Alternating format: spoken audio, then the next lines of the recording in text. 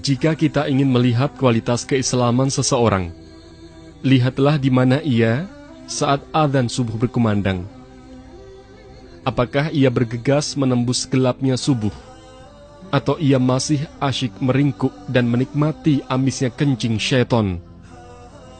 Dalam sebuah riwayat dikatakan bahwa mereka yang bangun subuhnya kesiangan, maka syaitan telah mengencingi telinganya. Relakah kita ketika kuping kita menjadi pispotnya syaitan? Na'udzubillahi min dzalik.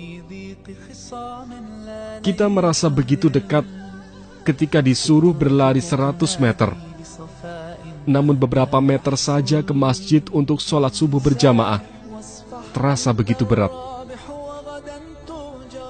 Ketika kita terlelap tidur, syaitan membuat 3 ikatan, di mana setiap ikatan itu tertulis, malam masih panjang, tidurlah terus.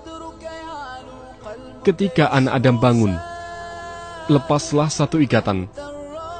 Ketika ia beranjak untuk berwudu, lepaslah 1 ikatan yang lain. Dan ketika ia sholat, lepaslah seluruh ikatan. Demikian jelas sebuah hadis sahih.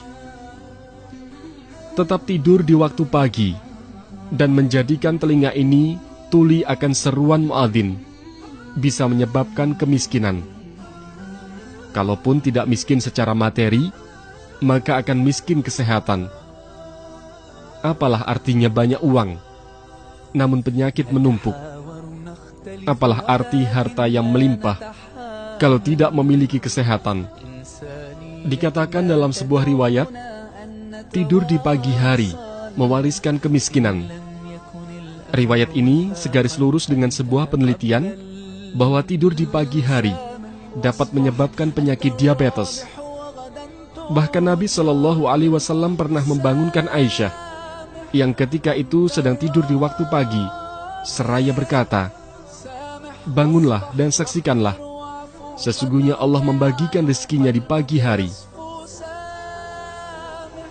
Subuh berjamaah menjadi ukuran keimanan seorang muslim, karena ia merupakan sholat yang berat bagi mereka yang masih ada nifak di dalam hatinya.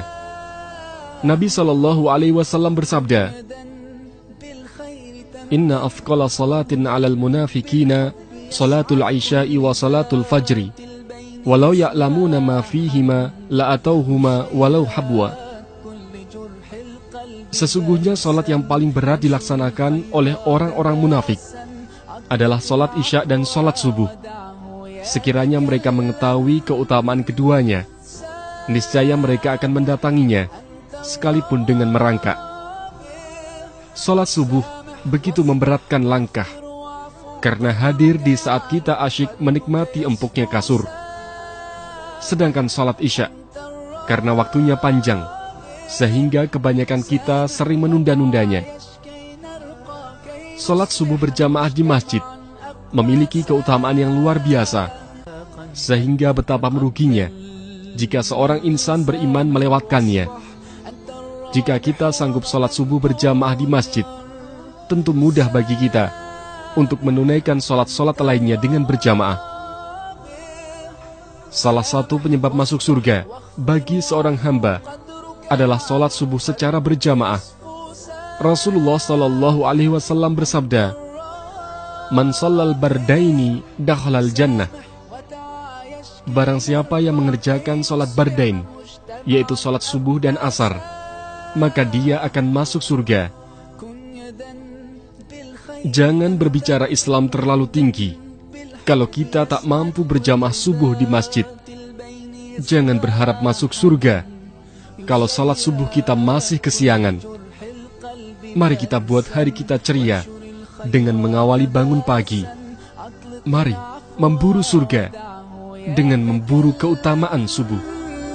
سامح أنت الرابع سامح واصفح واغفر واعفو قدرك يعلو قلبك يصفو سامح أنت الرابع